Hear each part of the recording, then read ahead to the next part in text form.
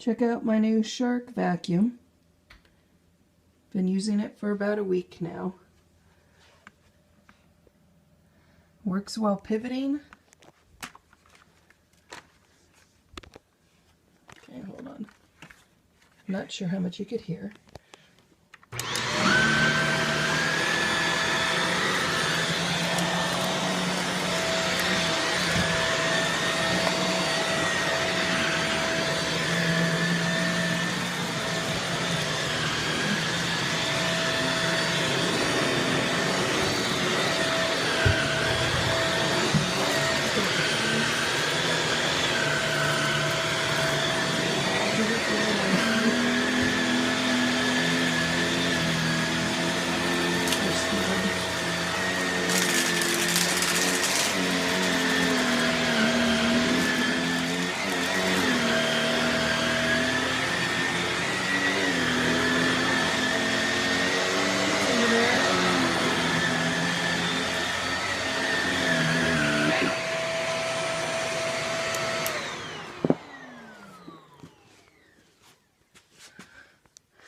Look how dirty that is.